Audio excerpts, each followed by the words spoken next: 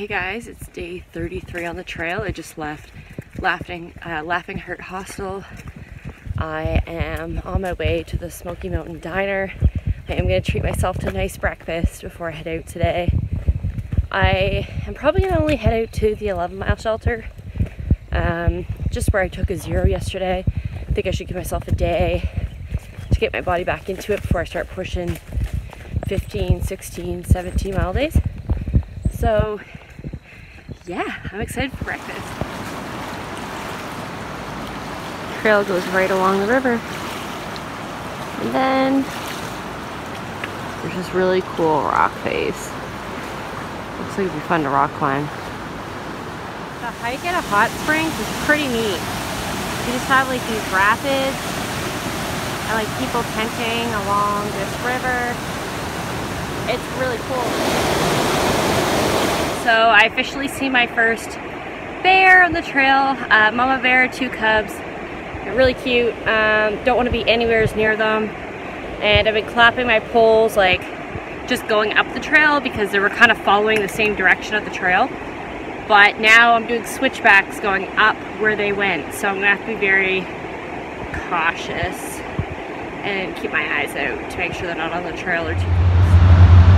So I'm climbing up the mountain. See hot springs in the background, the train going by. So the trail's been going up some rocks and goes up here. Interesting climb. Another view climbing at a hot springs. Okay, early riser said it best. Town makes you weak. It really does. I'm struggling today, guys. So there's a dam right there. There's a pond. This is probably one of the first ponds that I've actually come across on the trail. We have a lot of them back home, so kind of just like take advantage of it. But it's crazy how uncommon it's been so far on the trail.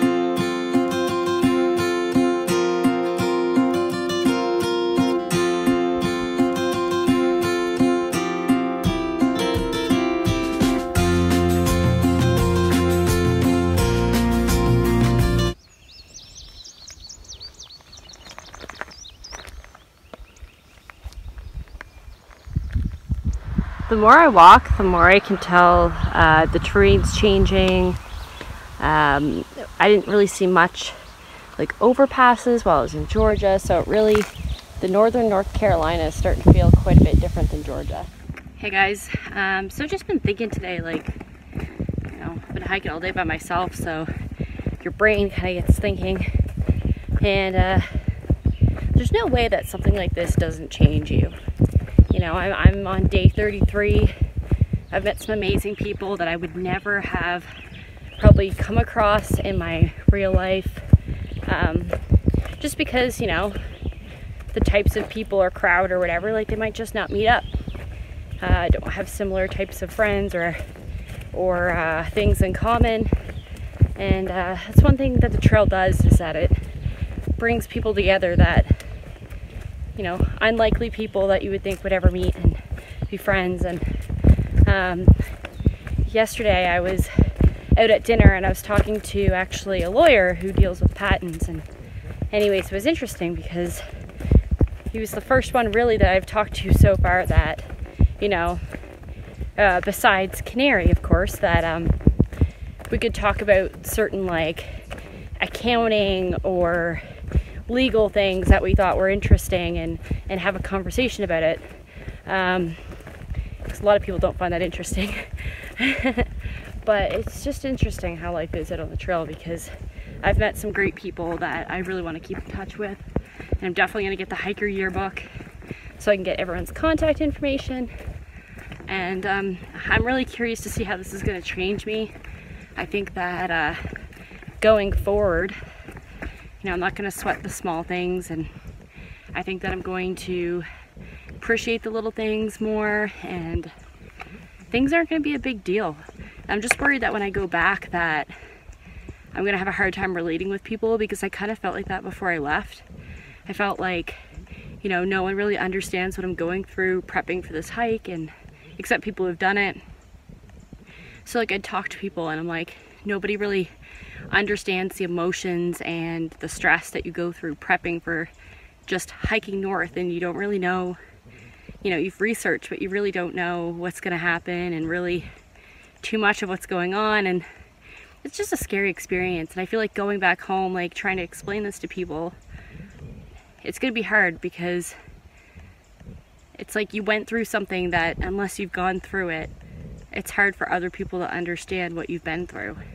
And I feel like I'm going to go through that when I go back home, is kind of being this, you know, people are going to want me to explain stuff to them, but I can only explain so much. It's really one of those things that you can't really explain this. You have to experience it. And I'm interested to see where this trail is going to take me and how it's going to change me going forward. All right, another side note. I forgot to tell you guys something.